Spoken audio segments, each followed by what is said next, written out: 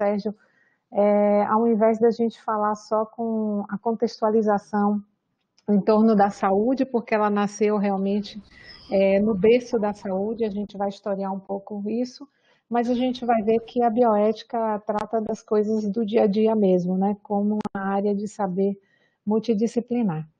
Então, eu vou manter minha câmera aqui aberta, mas eu vou mudar para a projeção, então eu não vou estar interagindo diretamente com vocês, mas, por favor, qualquer coisa me interrompam para que a gente possa estar conversando diretamente, aí eu posso interagir com vocês.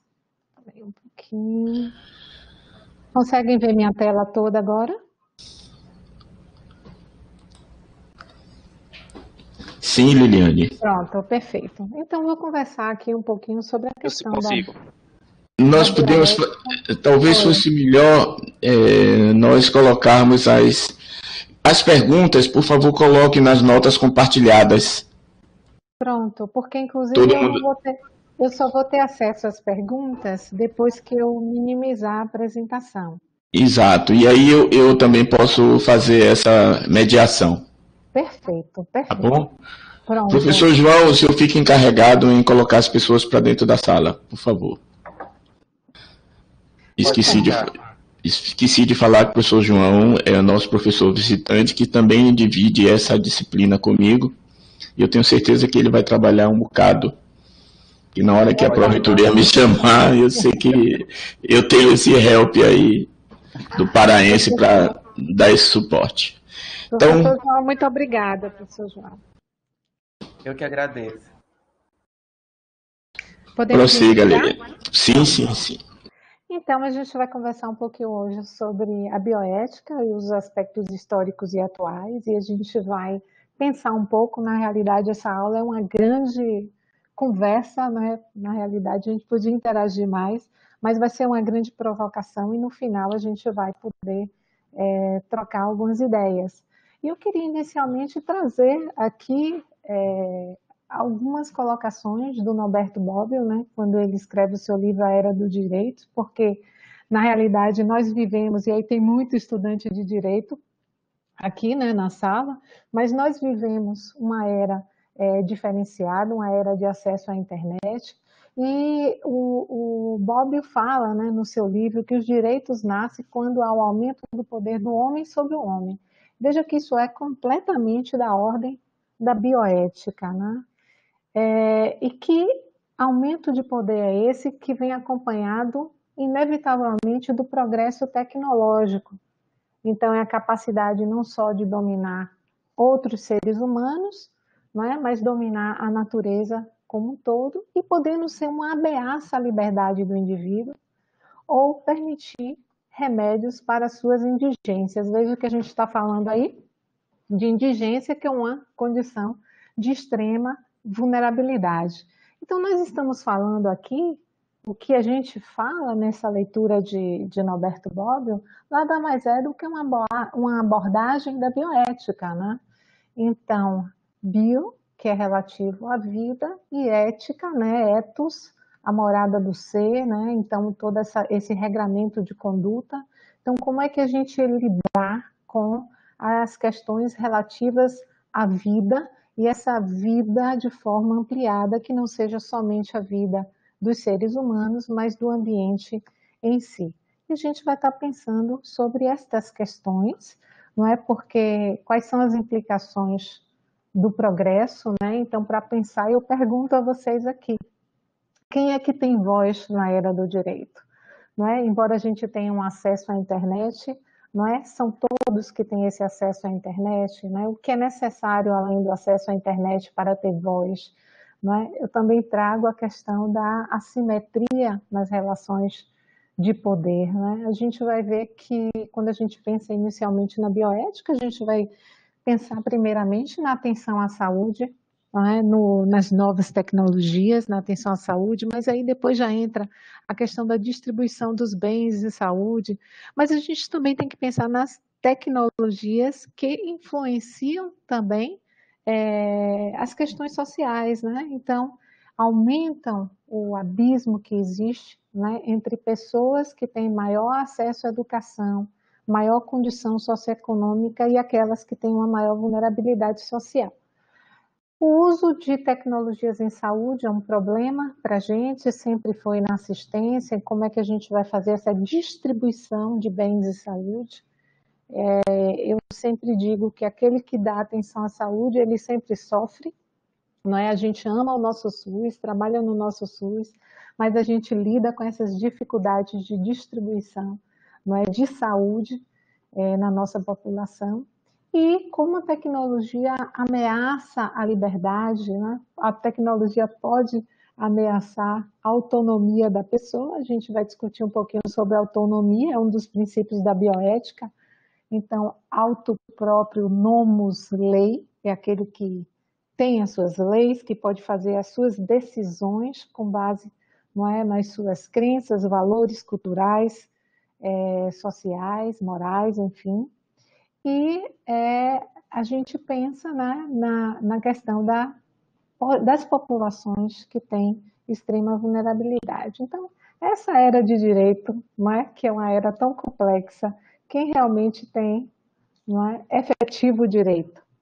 E a gente traz a bioética dentro desse contexto que ela surge, né, especificamente, né, para dar conta de reflexões éticas, não é, voltadas para as questões imanentes da assistência à saúde. Não é? Então, existe também uma corrente que é uma corrente ambiental, vocês vão ver isso no decorrer da história da bioética, que a gente vai fazer uma retrospectiva na história até o nosso contexto atual, não é? E uma corrente vinculada no mesmo surgimento, na década de 70, à assistência em saúde. Okay? Mas eu quero trazer para vocês essa imagem, né? Mostra para a gente, não é, muita tecnologia em saúde. Esse é o nosso cenário atual. Nós temos muito desenvolvimento em saúde, o progresso dentro da área biomédica tem sido um progresso muito grande, mas a gente não pode deixar de pensar em progresso quando a gente pensa, olha, quantos têm acesso a essas tecnologias, não é? Então, aí a gente tem as questões dos determinantes sociais de cada indivíduo, né? Dos determinantes sociais, das condições de saúde de cada indivíduo. E a gente também tem a tecnologia como um instrumento que acaba afastando aquela relação que deve ser tão próxima entre o profissional que dá assistência e o indivíduo que vai receber a atenção à saúde. Né? Então, a gente tem que sempre pensar por esse lado. E aí, eu queria, esse livro é um livro maravilhoso, né? Esse livro do Gerard Fourret.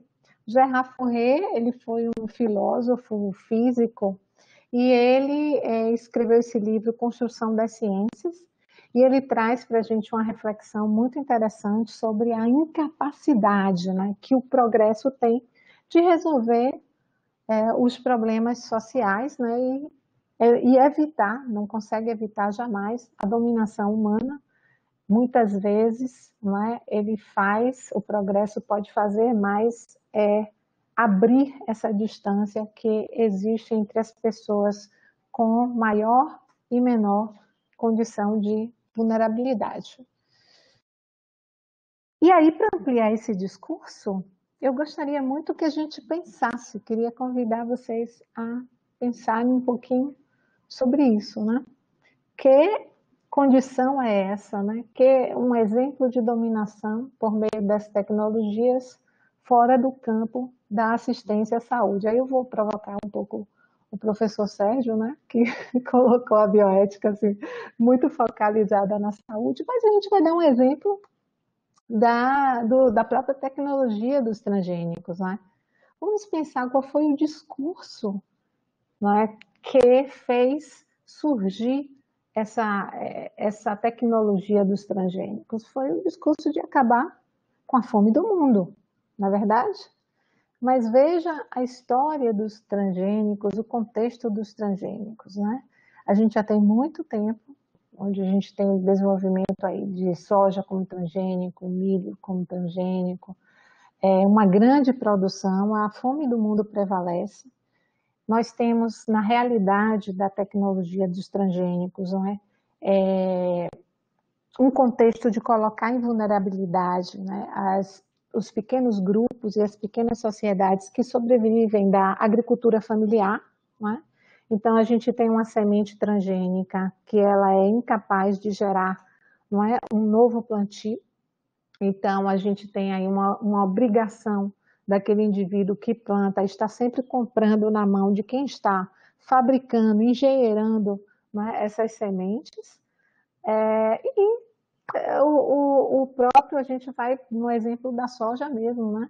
Você tem a soja transgênica, que ela é incapaz de gerar um novo plantio, e a gente ainda precisa adquirir o glifosato, né? Que é um inseticida específico para os plantios de soja transgênico. Então, veja a amplitude disso, né? Então, a gente tem, primeiro, só entra no mercado, né, o indivíduo que tem a tecnologia para engenheirar as sementes, ele domina o mercado, e a gente tem um enfraquecimento aí, né, da produção da agricultura familiar, né, nas pequenas comunidades. Então, isso é algo de uma repercussão muito grande do ponto de vista social.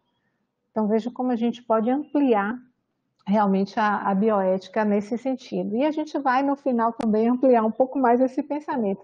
Mas eu vou trazer novamente para o contexto da medicina, da biomedicina, até porque a gente sinta que a indústria de apoio à educação médica, porque todas as profissões da área médica surgiram da medicina mesmo, né? Então, no início, na primeira metade, no início da segunda metade, que algumas profissões da área de saúde foram reconhecidas e deram origem a outras, né, profissões dentro da área de saúde, mas todas com base, né, tendo a base de seu início na medicina. E a gente sempre teve um interesse muito grande da indústria dentro da educação médica, né, como um todo.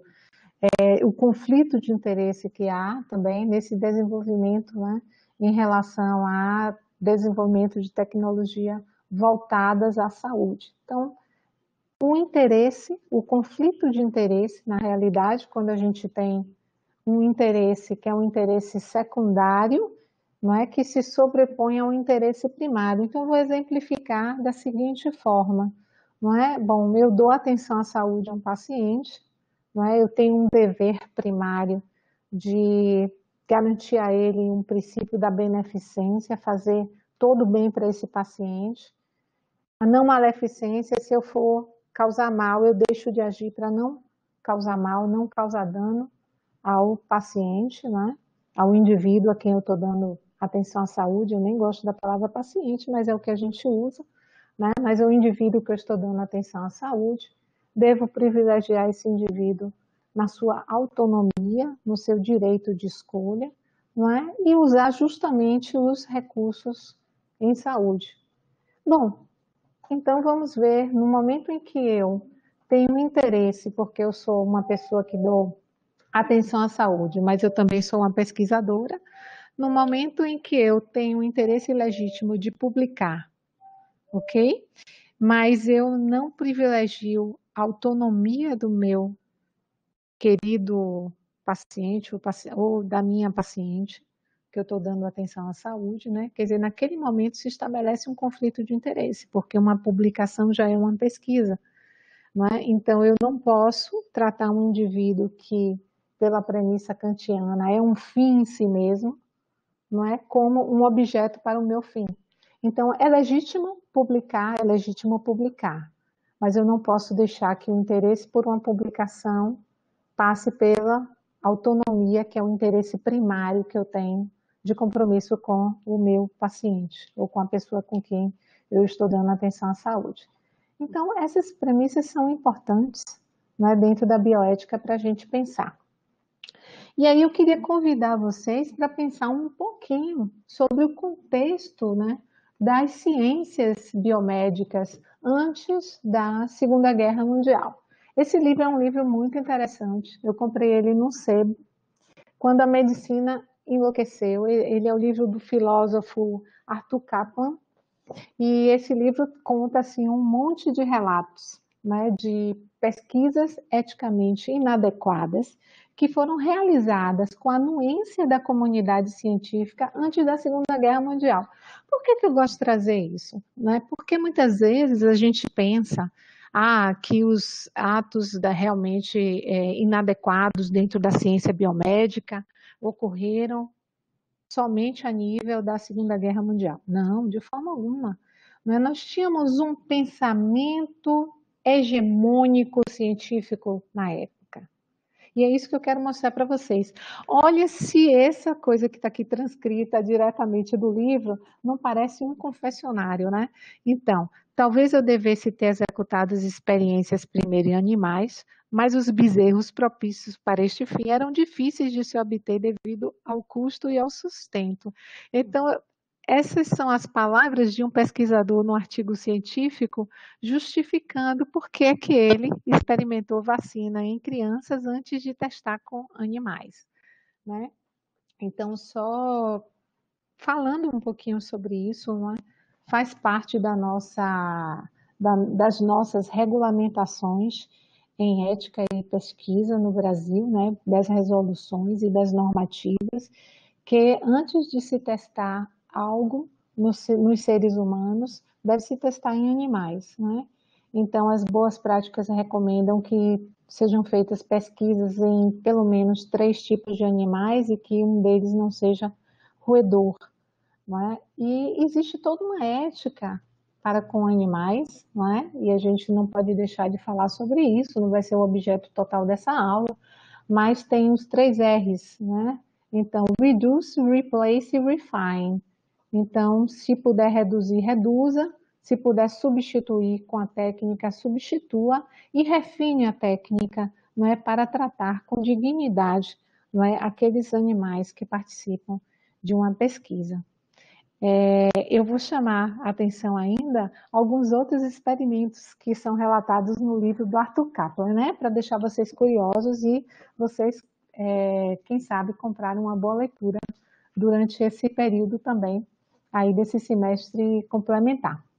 Então, realização de transplante de tecido canceroso em mama sadia, inoculação de bacilo gonococo em mulheres que não tinham doença, experimento com sífilis em homens e mulheres. Eu vou falar um pouquinho ainda sobre esse experimento adiante, não é? Inoculação de bacilo tuberculose, também da bactéria, né? Responsável pela gonorreia em conjuntiva de recém-nascidos e experimento com crianças também, né, sem testagem anterior em animais por falta de recursos. Então vejam que esse era o pensamento hegemônico antes da Segunda Guerra Mundial. E aí, ainda em 1929, como a gente está falando, né, de como, aí eu volto novamente àquele livro de Norberto Bobbio, né, sobre a tecnologia e como ela influencia a nossa vida, a nossa cultura, não é? Como ela influencia as nossas relações com as pessoas, as relações também metafísicas para quem tem alguma crença. E em 1929 surgiu essa primeira máquina, esse respirador de Drinker. Veja o grande impacto, e aí quando a gente está falando em bioética, né, quando a gente está falando em tecnologias e todo esse pensamento filosófico, né, que a bioética traz como área interdisciplinar, a gente está falando com a cultura ocidental, realmente, não é? Mas veja o impacto, se a gente for falar das grandes religiões, né? Então, se a gente for falar dessas religiões, cristianismo, judaísmo, né? Ou até a gente estender também para o islamismo, né? São religiões que têm algo em comum. Essas religiões, elas são monoteístas, essas religiões são abrâmicas, têm origem lá em Abraão, né? Elas creem, né, que existe a vida pelo sopro, né? Então, assim, existe a questão do corpo, alma e espírito, não é? O pneumo, aí movimento, o psico, não é? A mente, e o somático, o corpo que responde. E imagine que uma máquina dessa é capaz de sustentar o ar em movimento, né? A interpretação que dentro da cultura, né? E aí principalmente a nossa cultura que tem uma maioria, né, cristã, interpreta, né, essa questão da respiração, da ligação da respiração com a vida, com a manutenção do espírito, né, ou com a manutenção, né, desse ar em movimento. Que teria uma conotação também, né, mais metafísica. Então, veja bem, a gente poderia polemizar aqui com essa questão, porque eu vou dizer para vocês, imaginem que a gente tem, quem é daí do direito sabe, né, que em 97 teve a lei de transplante de órgãos, em 1997, e também uma resolução do Conselho Federal de Medicina regulamentando, né, a morte encefálica, essa resolução do Conselho Federal de Medicina, e a lei de transplante de órgãos também regulamentando a questão da doação e transplante de órgãos, não é?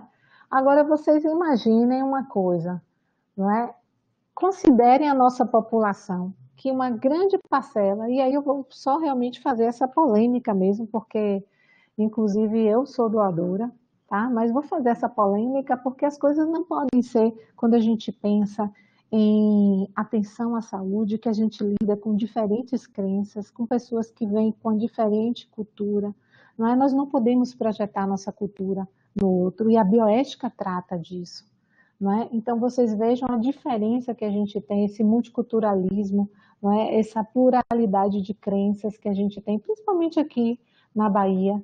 A gente não pode tratar a todos como se todos tivessem a nossa própria crença. Aliás, a atenção à saúde tem que ser isso, né? Caminhar para a alteridade, caminhar para o entendimento do outro.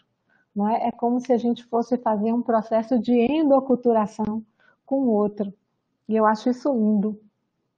Mas imaginem só, imagine aquela senhorinha que ela vai 3 vezes na semana para a igreja, bota sua Bíblia debaixo do braço, não é? Seja ela católica, evangélica ou qualquer uma outra escolha de fé para professar.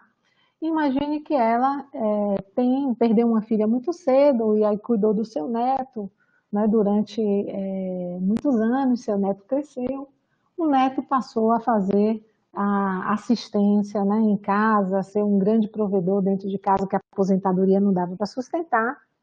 E aí o que acontece? Um dia ela é chamada para ela ir, né, no serviço de saúde, porque precisavam proceder ao exame, né, de morte encefálica no seu neto que sofreu um trauma crânioencefálico, né? E aí o que acontece? Quando ela chega no serviço, o que acontece? Ela vai ver que o seu neto está ali, ué, ele está numa máquina, está num respirador, o corpo está quente, ele se mexe, tem reflexos, ele está vivo ou está morto?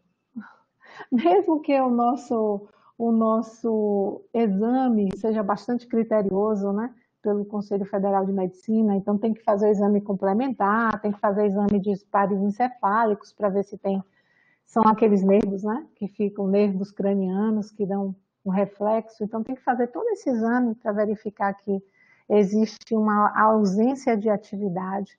Mas mesmo com isso, não é? Como é que uma pessoa com pouco acesso à educação vai entender, não é, que a morte encefálica significa a irreversibilidade da condição de viver, não é? Então, é este processo de morrer. E que para nós a lei, para nós a morte encefálica é morte. Quando se dá ali morte encefálica, não é? O horário que tem que ter na certidão de óbito é aquele horário que foi declarada a morte encefálica. Ou seja, se o indivíduo é um indivíduo adulto, ele dá o diagnóstico, primeiro exame, ok, ausência de atividade. 6 horas depois, pela resolução, ele tem que repetir o exame. Então, se tem ausência de atividade encefálica, ok, então vai declarar a morte encefálica. Mas aquele corpo ainda tem o quê? Um mar artificial em movimento que mantém aquele coração funcionando. Então, vejam que a morte cultural pode não coincidir com a morte legal, não é? E aí nós temos algumas questões para pensar sobre isso. E aí, dentro desse processo todo, né, a gente tem, por exemplo, as diferentes crenças. Né? Enquanto a crença cristã católica, você tem a anuência, né, das autoridades da igreja, né, a favor da doação de órgãos. A gente tem no espiritismo, não uma crença de que, inclusive, isso está lá no Evangelho de Allan Kardec, que o espírito, não é, para sair do corpo, ele pode permanecer até a decomposição do corpo, e ainda existe uma teoria também a respeito quando o enxerto sofre alguma reação, e aí o enxerto eu estou falando do transplante, né? Sofre alguma reação imunológica, isso se relaciona com o fluido vital, não é?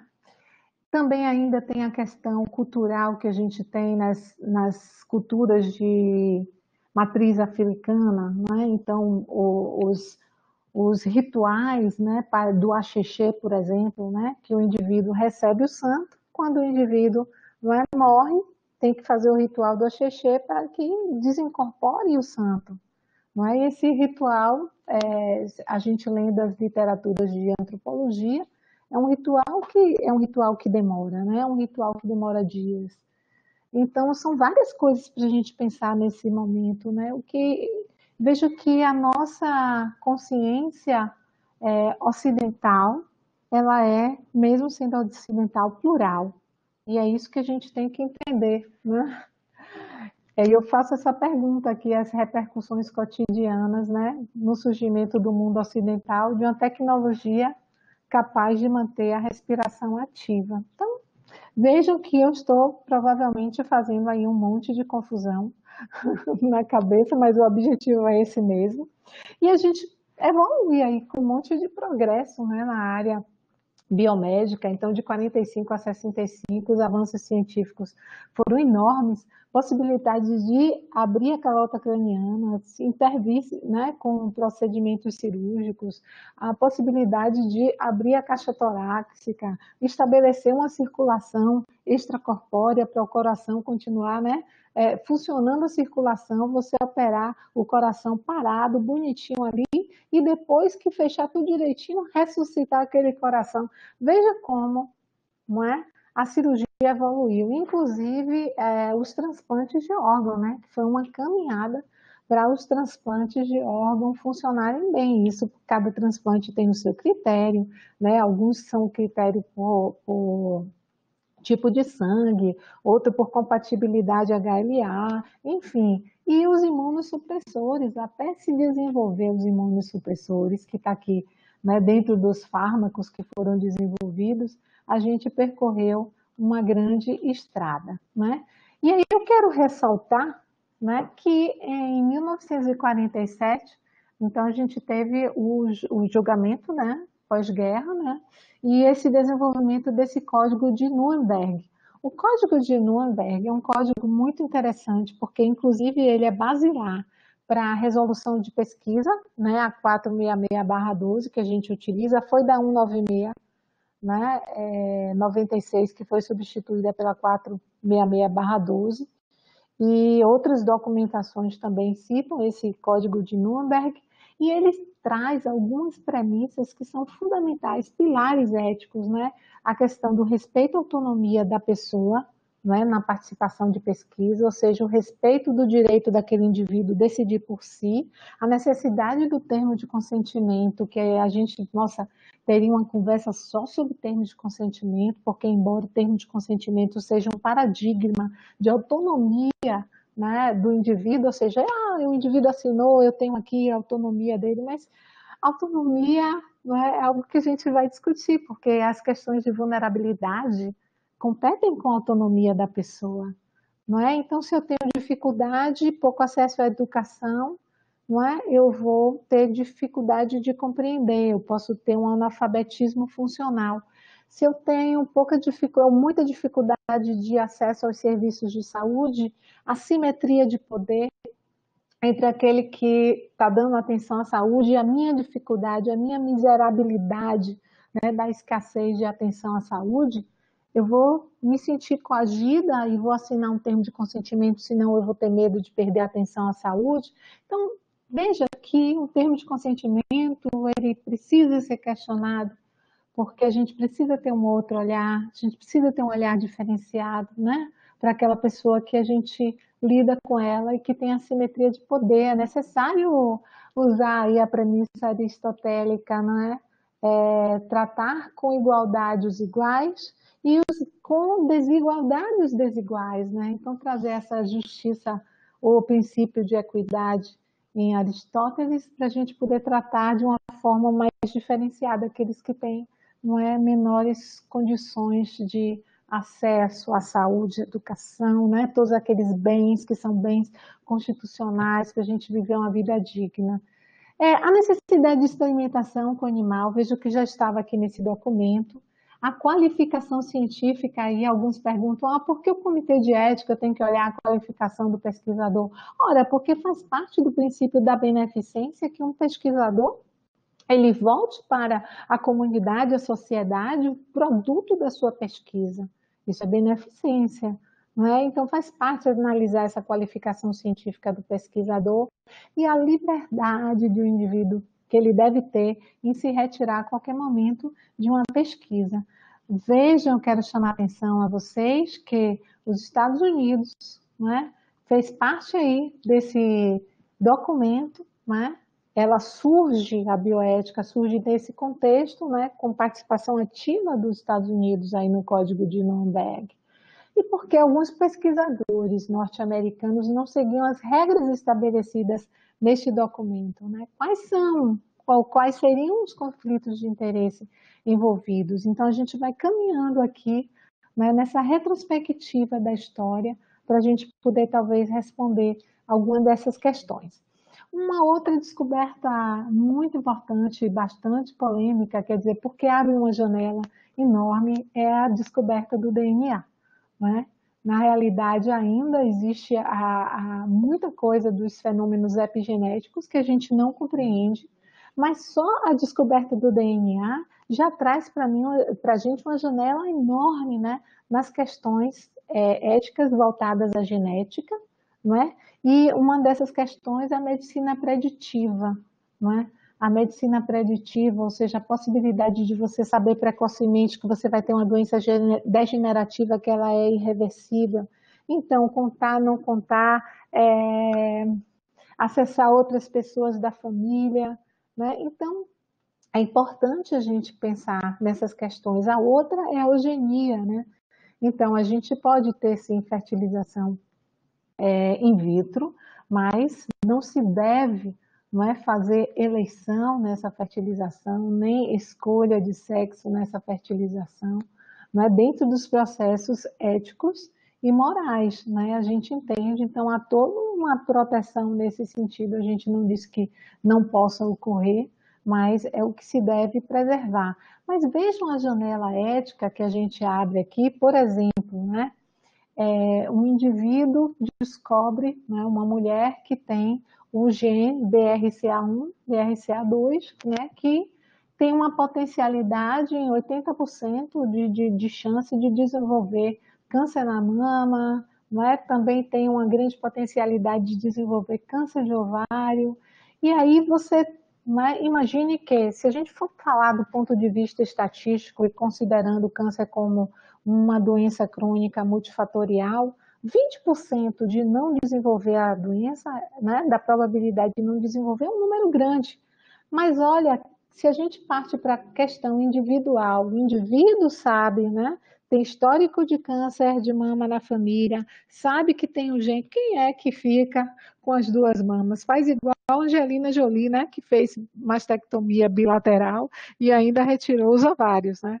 Então, a gente também tem outras questões voltadas a isso, né? Esse é um exemplo aqui que a gente tem, que saiu no New York Times na década de 90, de 1997, não é, de uma senhora que ela teve, né, o diagnóstico de realmente ter o gene e o plano de saúde não quis assumir. Hoje a gente tem uma grande possibilidade de esse diagnóstico, né, ser cobrado pelos planos de saúde, né? Então é importante a gente verificar essas questões que estão atreladas à assistência à saúde, não é? Então, o profissional ele tem o dever do sigilo e da privacidade, não é?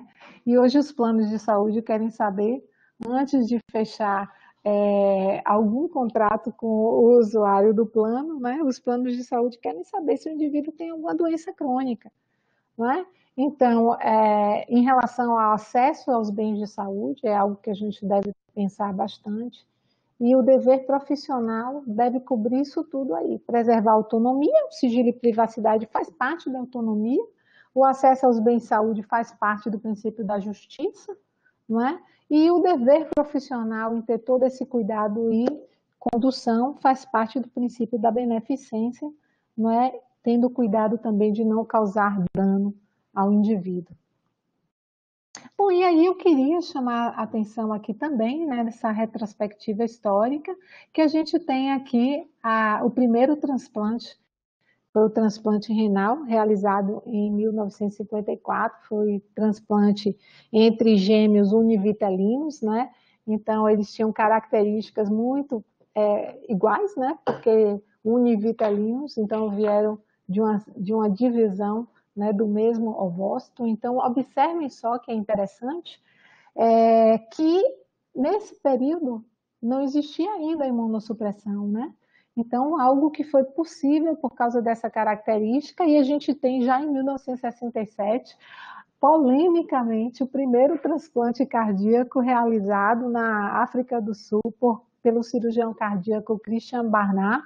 Então, o Christian Barnard, ele faz esse transplante no indivíduo que sobrevive 18 dias, só que nesse período ainda não existia o conceito ocidental de morte encefálica.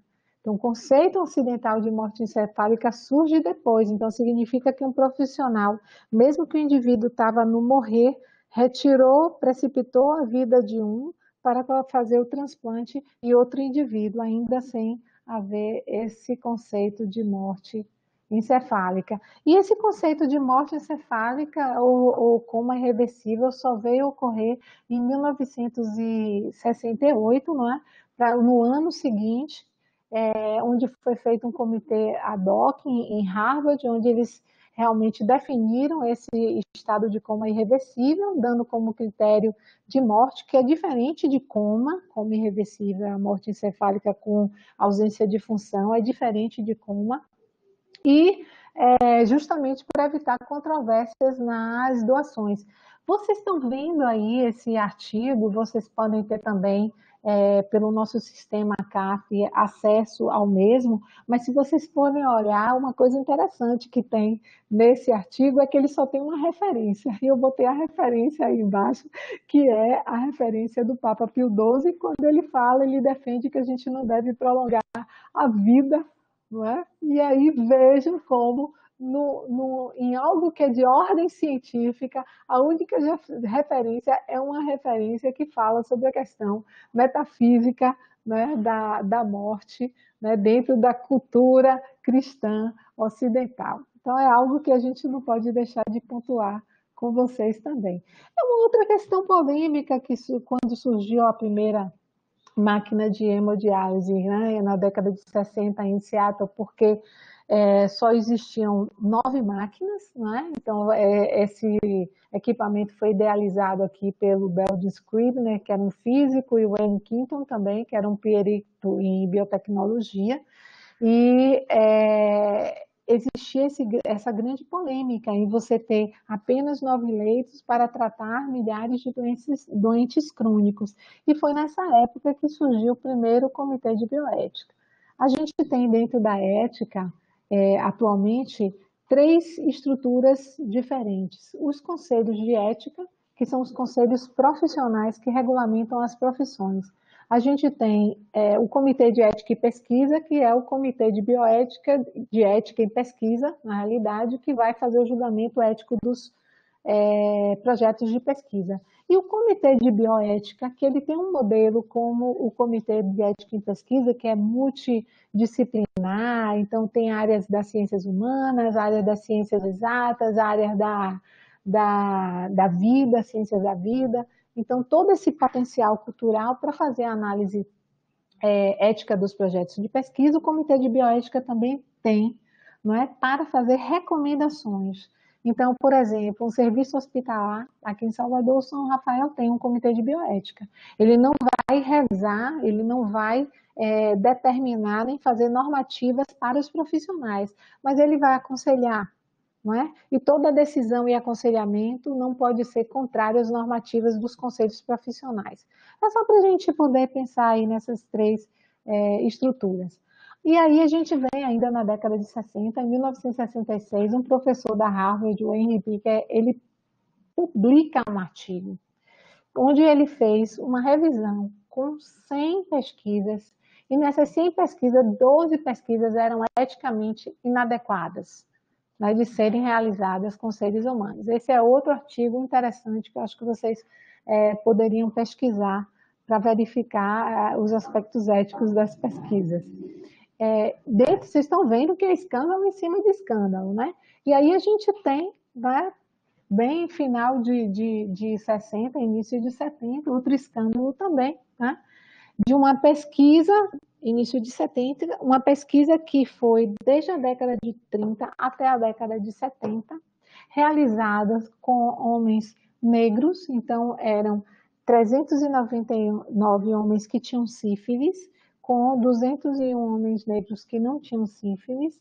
Esses indivíduos participaram da pesquisa o tempo todo sem saber o que tinham, né? Era dito a eles que eles tinham um mal no sangue, uma doença no sangue, e ofereciam um tratamento médico, transporte, né? Alimentação para quando fossem lá no serviço, qualquer um remédio que não fosse para sífilis, porque o problema ainda mais grave dessa pesquisa é que ela foi realizada, iniciou quando a sífilis não tinha tratamento, mas com o desenvolvimento na década de 40 dos antibióticos, né?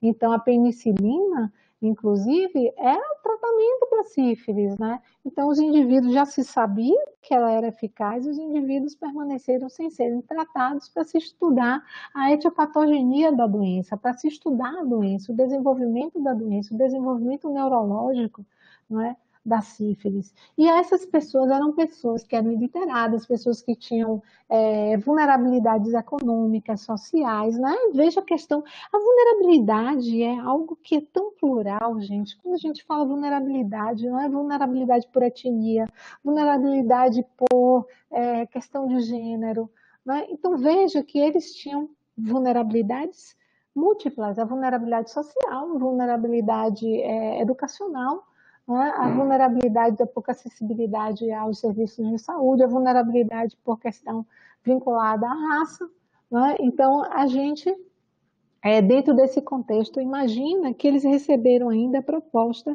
de que se eles concordarem em fazer autópsia depois da morte, dentro desse contexto de vulnerabilidade, eles teriam todo o funeral pago, né? Então, essa é uma questão muito grave, né? Esse foi um dos escândalos. A gente vai trazer aqui outro escândalo, né, no Hospital Judeu de Doenças Crônicas.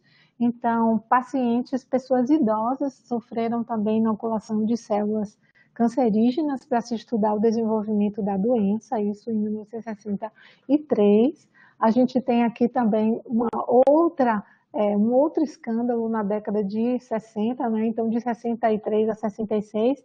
Então está aqui escrito, eu acho que vocês não estão lendo, mas Dr. Saul Krugman believe he's serving mankind. Então ele acredita que ele está servindo a humanidade, produzindo infecção por hepatite em crianças com perda mental cognitiva, né, numa instituição em Nova York. Então, toda criança que entrava lá era infectada com vírus da hepatite B para se estudar a doença, né? Então, esse é outro escândalo. Vejam por que a bioética surge.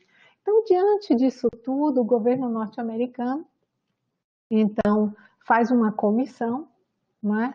E aí a gente vai ver isso depois no outro slide, mas para fazer o relatório Belmont. Eu vou falar daqui a pouco sobre o relatório Belmont.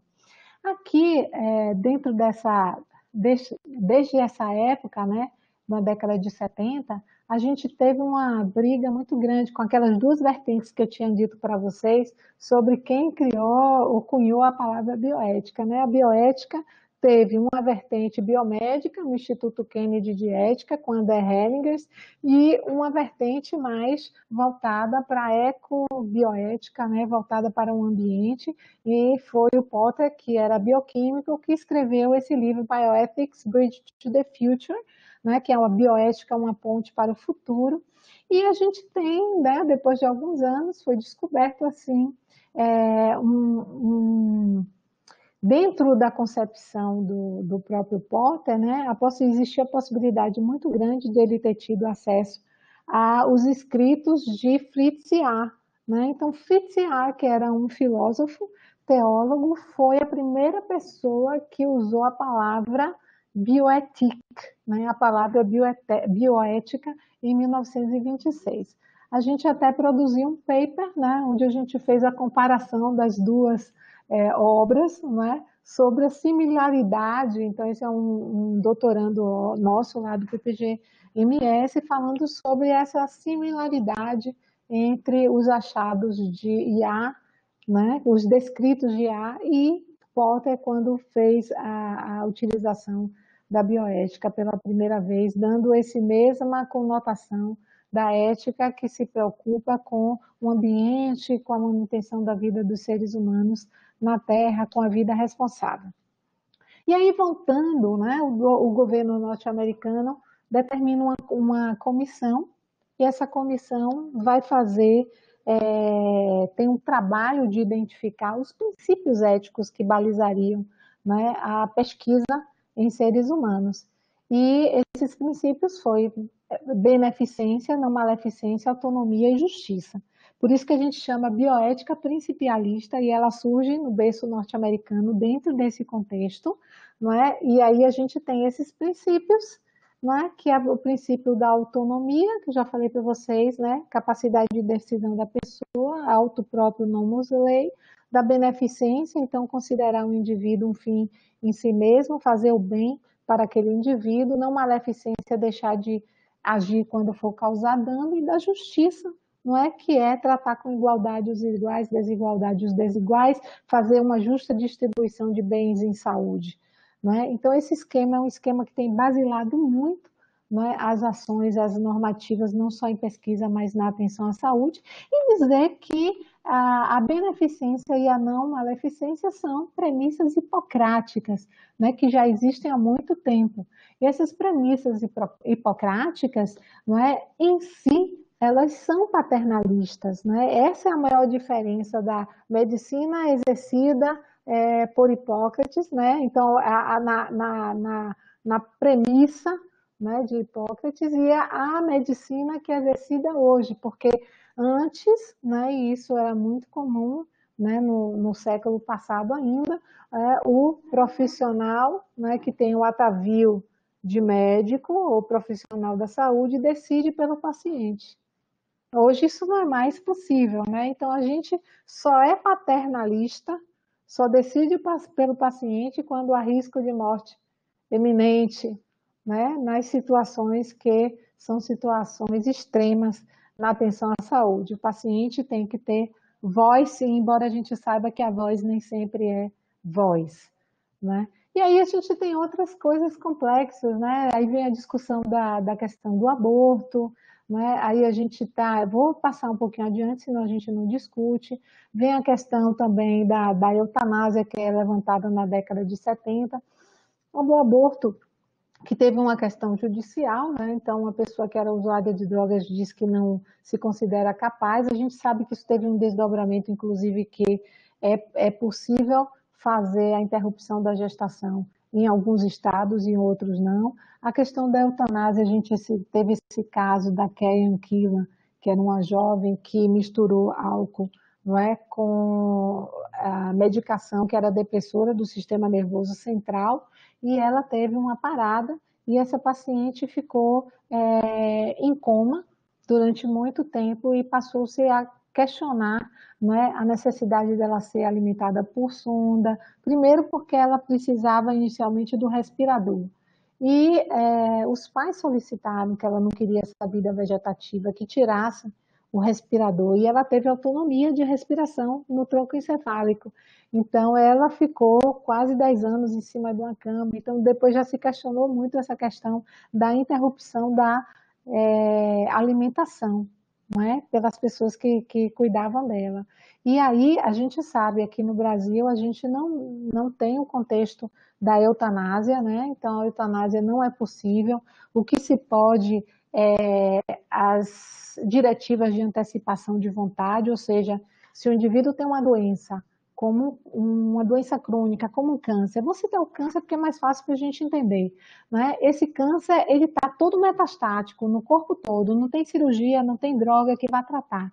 Ele pode escolher se ele quer ser tratado, né, para prolongar ainda mais a vida dele ou não. Então ele escolhe, e se ele escolher e deixar isso anotado no prontuário, ninguém pode tirar esse direito dele hoje. Então a gente evoluiu para isso, mas isso não é eutanásia, isso é ortotanásia. E não significa, no caso, que o indivíduo vai deixar de receber atenção à saúde, não, ele vai receber medicação para dor, vai receber todo aquele cuidado, só não digamos assim, um tratamento quimioterápico para câncer, por exemplo, né?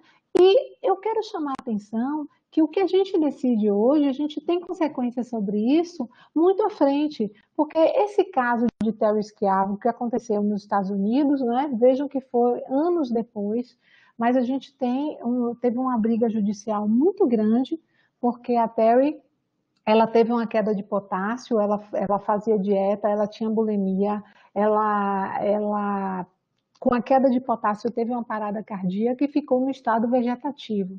Depois o esposo constituiu uma nova família e passou por aquela questão, né? Queria suspender a alimentação, e aí faz o pedido para suspender a alimentação, e os pais queriam tomar conta de Terry Schiavo. Isso virou notícias, porque eu me lembro bem desse caso de Terry, né? Foi um caso que eu acho que impactou muito a sociedade nossa também, que acompanhou, né? E a briga judicial, inclusive, que se estabeleceu depois, porque ela ganhou muito dinheiro em relação de doação mesmo de pessoas nos Estados Unidos para a manutenção da vida, né? Então veja que o que a gente decide hoje na nossa vida, no nosso dia a dia, tem consequências no amanhã, né? Outra questão de retrospectiva na história, como a tecnologia muda com a nossa cultura, foi na década de 70 o primeiro bebê de proveta, né? E aí, se vocês tivessem a oportunidade de conversar com os mais antigos e perguntassem assim, ô minha avó, minha avó, como é que foi isso, viver no século passado, antes da pílula, né, que namorar podia ter bebê. Depois veio a pílula que podia namorar à vontade sem ter bebê. E depois você pode ter bebê sem nem namorar, né? Então, como é que isso influencia e impacta, né, a cultura, né, das populações, né, e a nossa cultura também. Aqui foram alguns casos emblemáticos de pesquisa que resultaram em morte, né, de participantes da pesquisa, e nos dois casos, no primeiro a gente teve um conflito de interesse, porque o indivíduo que engenheirou o vírus para a terapia gênica, ele era dono de 37% das ações da empresa, e a funcionária de um hospital de Johns Hopkins que ela trabalhava no laboratório, passou do ensaio, fez parte de um ensaio clínico para o hexametônio, mas a droga que estava sendo testada não podia ser usada, né, com experimentação em humanos. E faltava ainda pesquisas que já existiam no Old PubMed, que é o PubMed que é anterior à década de 50, que não foram acessadas para esse protocolo.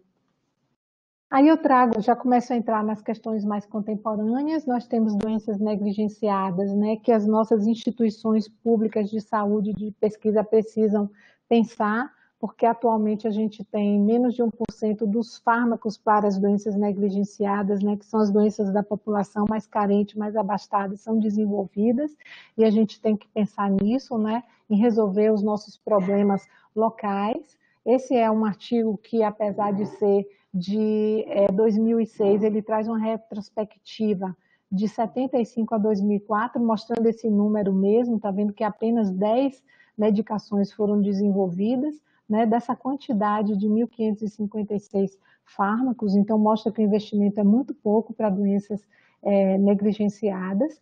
A gente tem a polêmica das células-tronco, né, e aí a gente lembra em 2008, quando um monte de pessoas que vulneráveis, né, inclusive em cadeiras de rodas, foram, né, para o STF para pressionar a aprovação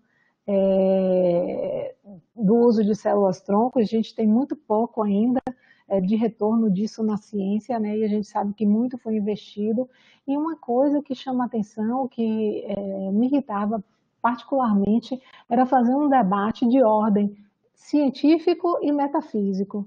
Na realidade, os debates sempre colocavam uma pessoa religiosa com a pessoa cientista a favor a religiosa contra e a cientista a favor, ao invés de ter um debate entre cientista a favor e cientista contra para poder comprovar, do ponto de vista científico, né, a segurança ou não do potencial tratamento. A gente tem a tecnologia, né, novas, a nanotecnologia, por exemplo, a robótica. Quem é que tem acesso a essa tecnologia? Isso é uma questão importante, né? Quem é que tem acesso à cirurgia minimamente invasiva? E aí a gente fala sobre o princípio da justiça, né, que abre aí um grande leque para a gente. Na era digital, e aí eu peço a licença para poder utilizar aqui o arquétipo que a gente faz do bem e do mal, né? Então, para o bem ou para o mal, na atenção à saúde, a gente está dando, esse aqui sou eu, né? Fazendo atenção à saúde, um telemonitoramento no hospital. Aqui a paciente está protegida, que não está aparecendo o rosto dela, mas a gente pensa quem é que tem acessibilidade a essa tecnologia. É todo paciente que tem um aparelho, não é? Então, há também um impacto nas relações, né? Mas, por outro lado, também a gente pode triar e evitar a disseminação da doença, principalmente nesse contexto agora da pandemia, né? Então, a gente fez na Faculdade de Medicina o TLFMB-UFBA, né, que funciona até hoje. A gente está fazendo esse atendimento a pessoas com doenças crônicas. Mas a gente tem também, né, para o bem ou para o mal, a era digital na educação, né?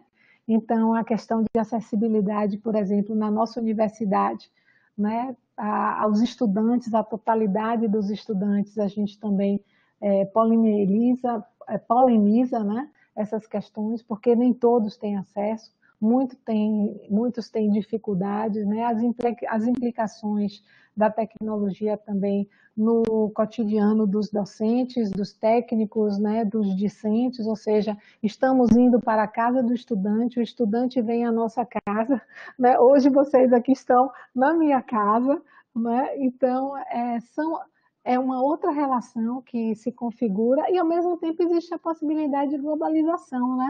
Então, esse é um evento onde a gente apresentou um trabalho que nós fizemos aqui na UFBA com o impacto, né, dos residentes multiprofissionais no Brasil, no enfrentamento à pandemia, e o impacto na qualidade de vida e nas questões também de saúde mental relacionadas ao trabalho. Então, a gente tem a possibilidade também de se comunicar, né, de uma forma mais global. E das questões contemporâneas, a gente também não pode deixar, isso é um problema de ordem bioética, né? para o bem e para o mal, a implicação disso na construção social, né? E a gente traz o problema da fake news, que é muito diferente da falsa notícia. A falsa notícia sempre existiu.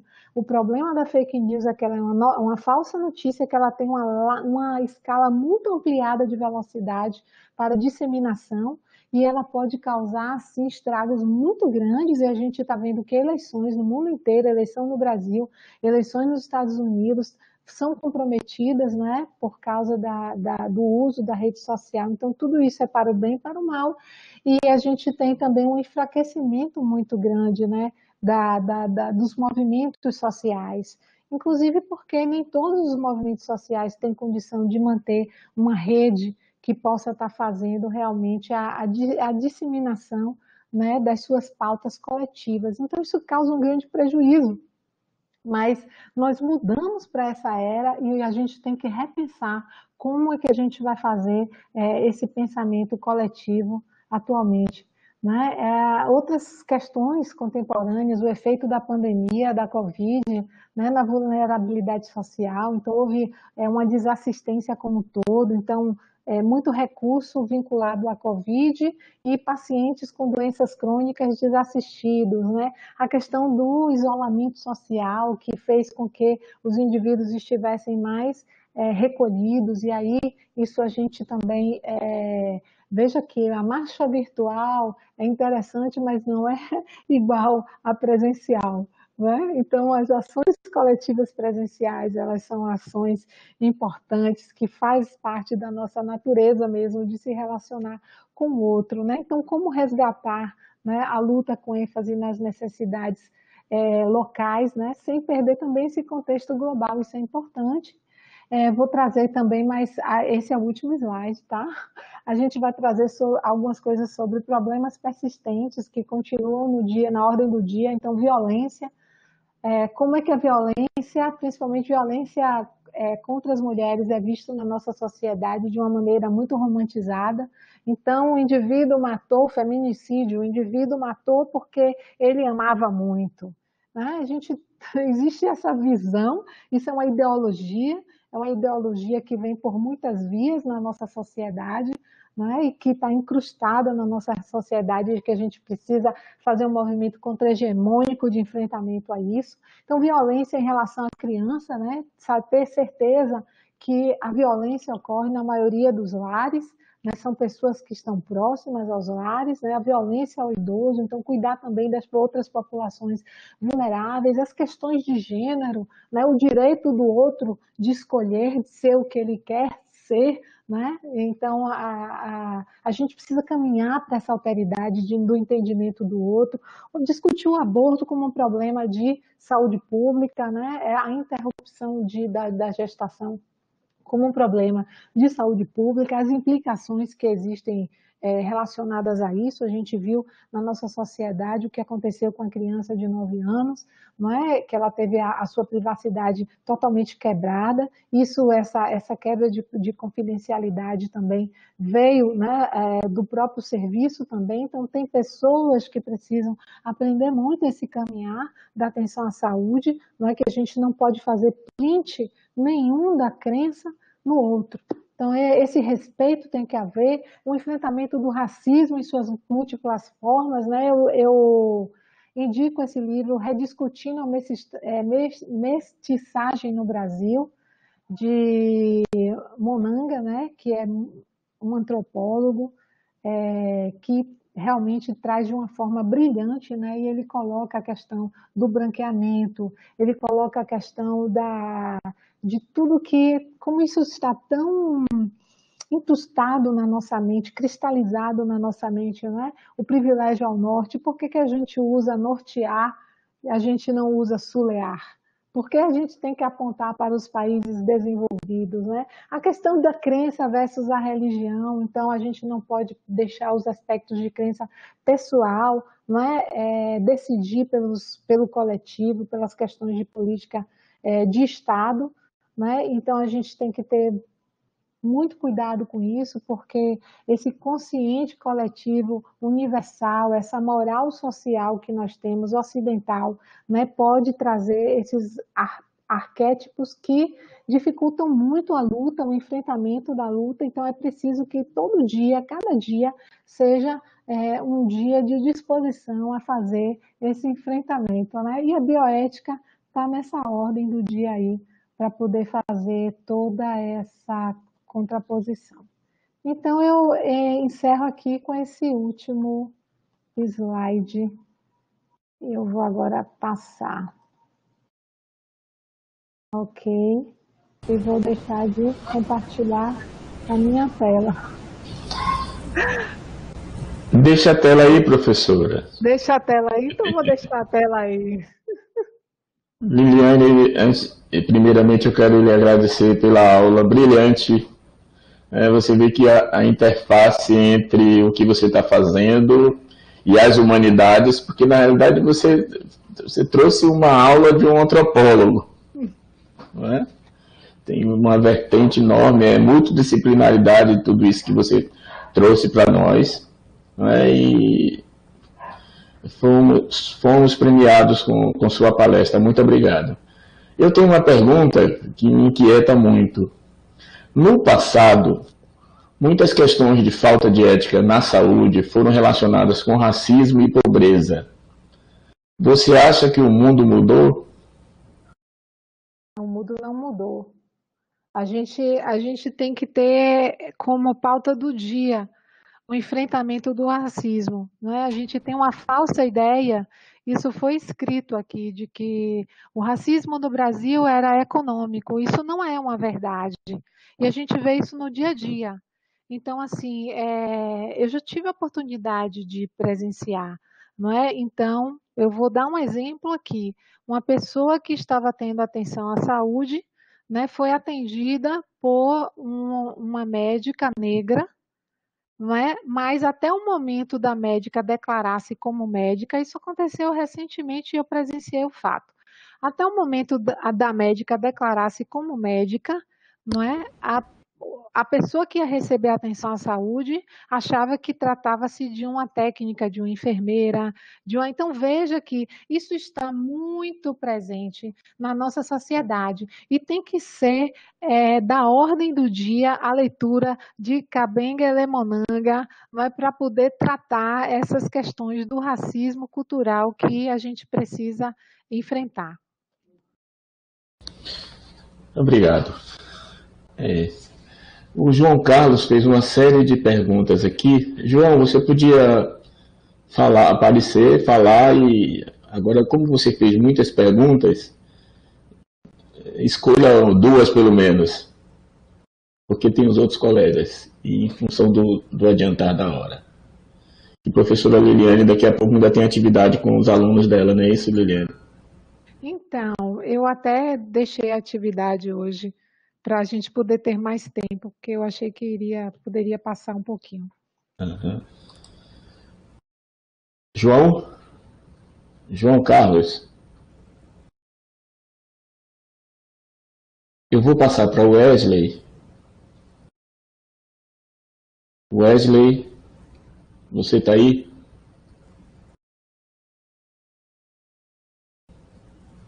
Eu acho que eles estão sem poder falar. Ah, tá, Ele vai ligar o microfone, tá falando aqui.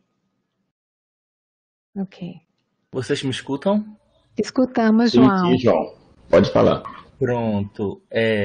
Eu só vou fazer duas perguntas, que a segunda é nessa linha que o professor Sérgio acabou de dizer, que com essa pandemia que a gente passa no momento, houve uma flexibilização bastante no que diz respeito a como as pesquisas para desenvolver vacinas têm que ser realizadas.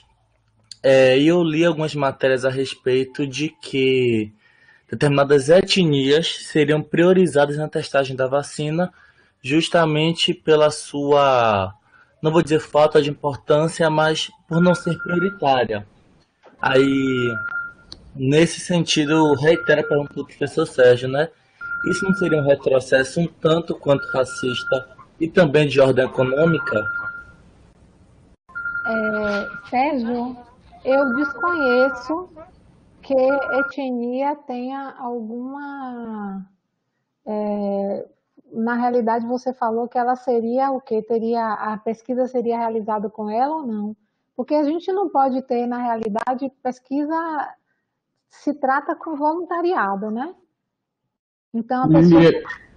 Liliane, em algum momento eu também ouvi que uma vacina seria testada na África. É esse ponto que você está se Então referindo, João? tá. Não é aqui no Brasil, não. Não é aqui no Brasil, não. Presta Pronto. atenção. Ô, João, deixa eu falar aqui, João. Olha, sempre aconteceu isso, tá? E aqui no Brasil, nós somos assim, essa é uma coisa, né? A gente, do ponto de vista da ética em pesquisa, nós somos paternalistas. Isso é algo que é positivo. Em um momento, nos atrasa um pouco, sabe? Porque a gente perde alguns protocolos internacionais. Então, se a CONEP, que é importante, a CONEP, gente, que é a Comissão Nacional de Pesquisa, ela é linda, ela reproduz o modelo do SUS. Tudo bem, não é linda, perfeita, maravilhosa, não, mas traz um modelo de controle social, né? Esse modelo de controle social que o SUS tem é maravilhoso. Então, você tem Conselho Municipal, Conselho Estadual, Conselho Nacional, e dentro dessas diferentes esferas, o Conselho Municipal tem que aprovar a política da Secretaria de Saúde Municipal. O Conselho Estadual tem que aprovar a política de saúde da Secretaria Estadual. E o Conselho Nacional, as políticas nacionais. E a gente tem aí 50% em cada entidade, cada nível desse, 50% é usuário, 25 trabalhadores da saúde e 25 gestores. Então, veja que é o controle social. A CONEP traz isso para a gente. A CONEP traz esse controle social para a pesquisa. Então, a gente tem vários CEPs distribuídos, a CONEP é vinculada ao Conselho Nacional, né, de Saúde, por isso que tem muita coisa que, tudo bem, é uma pesquisa na área de humanas, mas a pessoa pode adoecer e sofrer um dano por causa dessa pesquisa na área de humanas, né? Tem que ter uma diferença na análise da pesquisa da área de humanas em relação ao protocolo que é feito biomédico para desenvolvimento de uma vacina, tem que ter. Não pode ser o mesmo juízo de valor, né? Então, a gente tem que ter esse olhar diferenciado também para as ciências humanas, para as pesquisas de humanas, e tem que permitir que haja essa análise ética. E aí, o que acontece? Aqui no Brasil, nós fizemos um movimento de contra-hegemônico do ponto de vista mundial, porque existia a resolução 400 do Conselho Nacional de Saúde, 404 de 2008, e essa resolução deixou de reconhecer a Declaração de Helsinki, que o primeiro documento, ela já está na sua 13ª revisão, mas o primeiro documento foi em 1964, é um documento elaborado pela Associação Médica Mundial, que preconiza os parâmetros em pesquisa. Aí o que acontece? A partir do ano de 2005, o que foi que aconteceu? Passou-se a aceitar o duplo padrão, né? Na realidade, se discutiu isso e fechou-se na Declaração de Helsinki de 2008. E aí passou-se a aceitar o duplo padrão, que seria, se o país, ele é um país que é pouco desenvolvido e não tem acesso à tecnologia, a gente pode fazer uma pesquisa com grupo controle. O que é isso? Vou dar um exemplo, como é que foi proposta uma pesquisa para México, Chile, os países aqui do Sul, né? Os países do Sul, da América do Sul e América Central. Aí disseram o seguinte, olha, surfactante. O que é o surfactante? Quem não é da área biomédica? A gente tem umas células no pulmão que se chamam pneumócitos tipo 2. Esses pneumócitos desenvolvem uma substância que ela evita, quando a criança nasce, que o pulmão colabe. Então, essa substância chama-se surfactante. Quando o bebê é prematuro, você pode fazer o surfactante artificial, e aí você aumenta a possibilidade daquele bebê, né, viver, né, se recuperar completamente e desenvolver o seu pulmão normalmente. Nos Estados Unidos, lá pela época de 2001, eles já tinham descoberto que o surfactante artificial ele diminuía a mortalidade em cerca de 37% em recém-nascidos com problemas respiratórios. E aí, o que eles propuseram? Propuseram fazer nos países em desenvolvimento pesquisa que tivesse um grupo controle que não tivesse surfactante e um grupo que recebesse surfactante.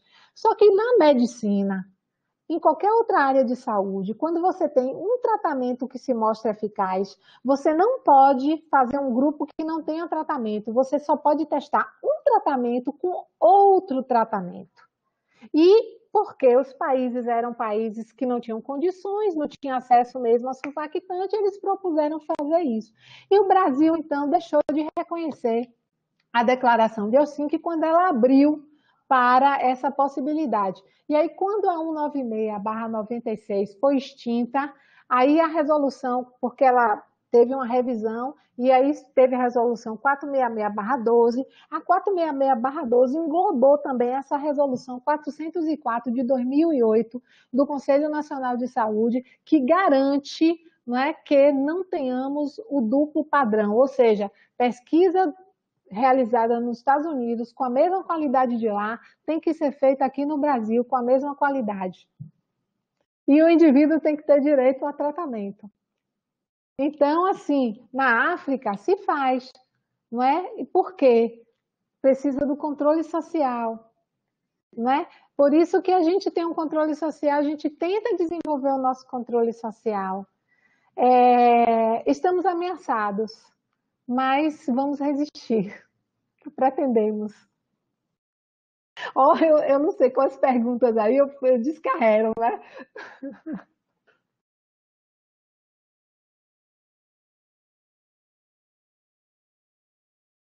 Eu não estou te ouvindo, professor Sérgio. Wesley, você quer falar ou eu leio sua pergunta? Posso falar? A pergunta é bem direta, na verdade, mas boa tarde, professora. Obrigado pela aula, foi ótima.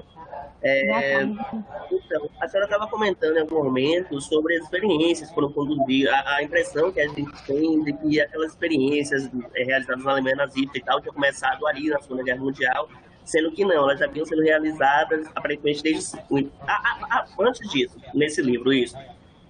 E aí a pergunta que eu fiz foi se o conhecimento acumulado até o início do século XX, até aquele período da Segunda Guerra Mundial, já nos permitia conseguir os mesmos avanços científicos sem a realização de experimentos em humanos.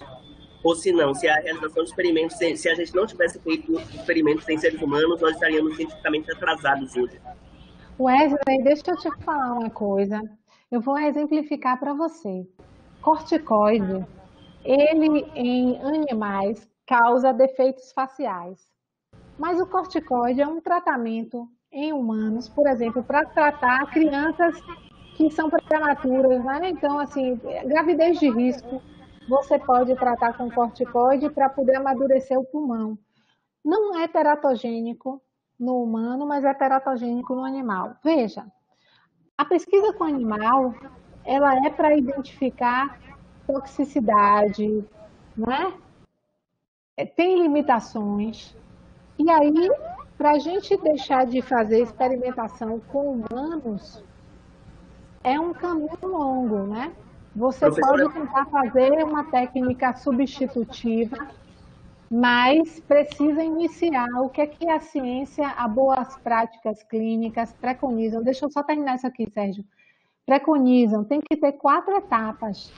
Não é? Primeiro você começa com um grupo sadio pequeno, depois você aumenta a amostra, depois a fase 1, a fase 2, a fase 3 e a fase 4 é quando o medicamento já está na farmácia.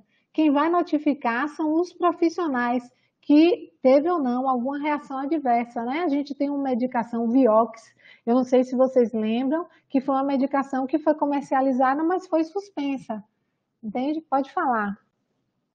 Oi, assim, eu me senti mal, na verdade, porque eu não falei de experimentos em humanos de forma geral, mas sim daqueles experimentos eticamente questionáveis, entendeu? Se eles foram necessários, digamos assim, para a gente chegar onde a gente está hoje do ponto de vista do estado da arte, digamos assim, ou se, ao contrário, a gente poderia ter chegado ao mesmo patamar que a gente está hoje, sem esses experimentos eticamente questionáveis. Então, Wesley, deixa eu lhe falar. Eu acho que a ciência, ela não pode ser desenvolvida por experimentos que são eticamente inadequados, né? Isso aí é uma premissa que a gente tem que ter como, eu estou falando aqui como unidade, né? Como seres humanos, né? Dentro de uma forma mais universal possível e não individual, né? Então, assim, se você for criticamente, eu acho que você deveria pegar esse artigo do Becker, do Henry Becker, né, e olhar esses experimentos, poderia fazer uma crítica específica, mas hoje em dia a gente tem várias outras formas, né, de desenvolver, e teria naquela mesma época. Mas, por exemplo, você acha que é justo testar em criança uma vacina, se bem que testar em animal também, né, tem aquela outra questão, né?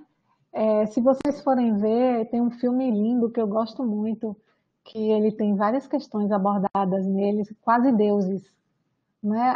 As cirurgias, grandes cirurgias cardíacas, elas foram testadas e desenvolvidas primeiro em animais, em cães, né? Então, aquelas cirurgias para bebê que nasce com tetralogia de Fallot, com transposição dos grandes vasos, né, do coração. Então, essas cirurgias foram treinadas em cães. Se vocês não assistiram esse filme, assistam, porque é um técnico de... Eu posso dar um spoilerzinho? É um técnico de laboratório que desenvolve uma pessoa negra, que desenvolve essa técnica, e ele tem uma habilidade maior que a do cirurgião. Isso é uma história real. Isso é uma coisa muito linda, essa história é linda demais, né? Bem contra-hegemônica para a época. E o que acontece? A gente, hoje em dia, a gente desenvolveu uma tecnologia de fazer terapias substitutivas, né? Que até o animal a gente tem que cuidar do animal. Se a gente puder substituir, a gente substitui, não é? Porque tem esse outro aspecto ético também, né, em relação aos animais, né? A nossa legislação preconiza pesquisar em animal, sim. Isso é uma hierarquia que a gente faz? É uma hierarquia. Nós nos consideramos superiores aos animais, não é? Quando a gente faz isso é uma hierarquia. A gente come a carne de animal, não é? A não ser quem seja aqui totalmente vegano, mas nós comemos, né? A grande maioria da população come a carne do animal. Nem pensa como é que aquele animal foi para o matadouro, mas come a carne do animal, né? A grande indústria, as grandes indústrias estão aí para a produção dos animais, né? Que são seres, são muitas vezes confinados. Enfim, ó, é uma larga escala. Para a gente falar em juízo de valor, né? A nossa legislação permite a pesquisa animal, se permite com tanto cuidado com o animal, nós temos que ter muito cuidado também, né, em relação aos seres humanos. Então, respondendo sua pergunta, nós teríamos a possibilidade, sim, de fazer experimentos cuidadosos sem colocar seres humanos em risco. Entendi, professora. Obrigado. Liliane, permite ainda a última pergunta, para não deixar Claro. o Rodrigo frustrado. Rodrigo, por favor. Boa tarde a todos. Boa tarde, Oi, professora. Rodrigo. Bom, a pergunta que eu vou fazer é sobre o início, né? Falou da questão da ciência e religião. Até que ponto você concorda ou discorda que a religião é uma pedra no sapato para o avanço da ciência? Olha, veja, religião, a gente deveria separar o seguinte: religião de crenças pessoais, não é? Crença pessoal, subjetivo, a relação do indivíduo com o metafísico, com quem ele acredita, isso é uma coisa. Religião não pode ser política de Estado. Religião não pode definir política de Estado. Religião não pode ser passada para o coletivo, né?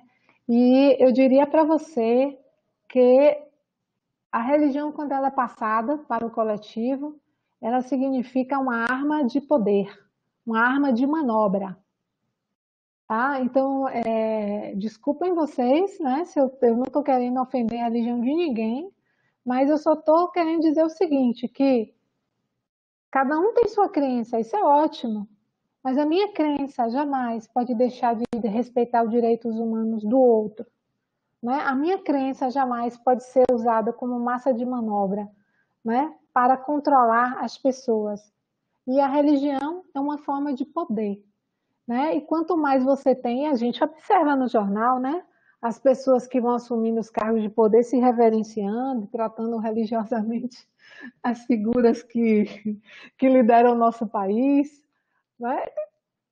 Tem que ter cuidado, o Estado é laico, né? A ciência também, veja bem, a ciência pode pesquisar a religião? Pode pesquisar a religião, né? A ciência ela é inimiga da religião? Não, não necessariamente. Eu acho que a psicologia é uma ciência que estuda a religião, né? Então estuda as diferentes crenças. Mas a gente entende também que a religião ela pode ser um meio de controlar as pessoas, né? Então é importante que cada um tenha a sua crença, mas que essa crença não possa ser uma arma para controlar a sociedade. Pronto. Realmente, Bem, eu concordo mesmo. finalizando, eu quero mais uma vez agradecer à professora Liliane pela disponibilidade, pela excelente aula, brilhante. Obrigada, professor. Eu que agradeço.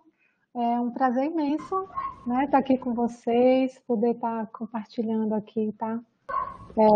Essas experiências, né? Estou aprendendo aqui com vocês também. Muito obrigado. Muito obrigada, professor. Na próxima, os alunos da disciplina Ciência e Sociedade, na próxima aula nós teremos água, um bem comum, que vai ser proferida pelo professor Valfredo de Azevedo Lemos, que é um professor da UESB, professor titular da UESB, que vai falar sobre a água, a importância da água e com uma linguagem bastante próxima. Não se preocupe que não é de química, não. Ele vai falar de água que nós bebemos e que precisamos no nosso dia a dia. Então, Liliane, muito obrigado mais uma vez. Parabéns. Eu gosto muito desse tema. A primeira vez que eu assisti essa palestra foi com nossa ex-reitora, a professora Eliane Azevedo, que eu tenho um máximo respeito também, você a bem conhece, e é um tema que me encanta muito. Por isso que eu provoquei a senhora, tá? Muito obrigado, boa noite. Boa noite, pessoal. Tá bom. Tchau, tchau. Boa noite.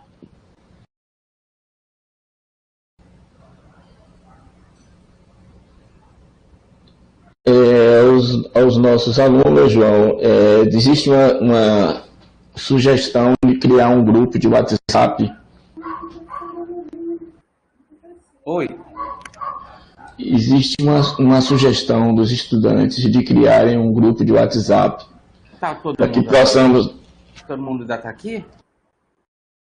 Eu acho que pode, boa parte sim. E parece que o Wesley tem o zap de muitos, né, Wesley? Eu tenho, mas eu tô com o celular com tempo. Tenho de alguns de direito só.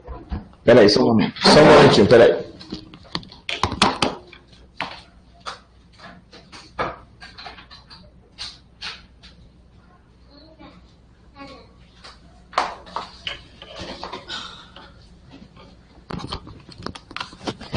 Então vamos compartilhar os apps. João, o professor João vai pegar aqueles que manda por e-mail para João, que realmente pode facilitar bastante a nossa vida. Eu hoje mandei a aula da semana passada, os slides, e vou procurar saber se foi gravado. Você se lembra disso, João? Não, não foi gravado, não. Ixi. Tem nessa aula de hoje.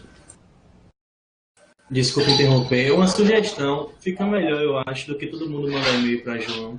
Se ele criar um grupo no WhatsApp e mandar o link, porque eu acho que já tem mala direta, já vai para todo mundo que está matriculado na disciplina. Então, resolvam. Eu faço isso e mando por e-mail, Pode ser também. tá bom? Então, boa noite a todos. Foi uma tarde muito interessante. Espero que vocês tenham gostado. Até mais. Eu mando o Boa e-mail noite, do boa noite, WhatsApp pessoal. o mais rápido possível.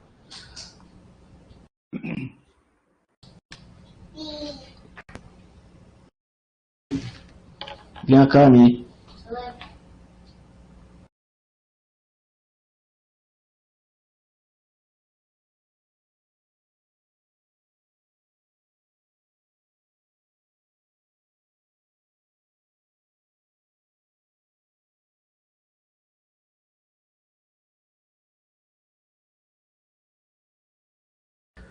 Gostou da aula, João?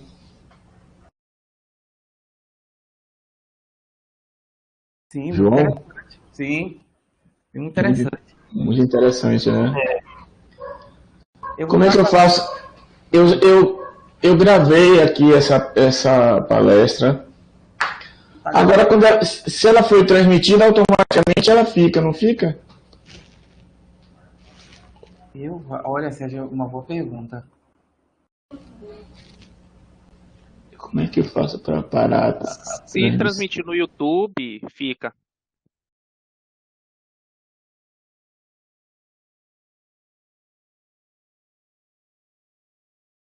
Tem certeza que deseja pausar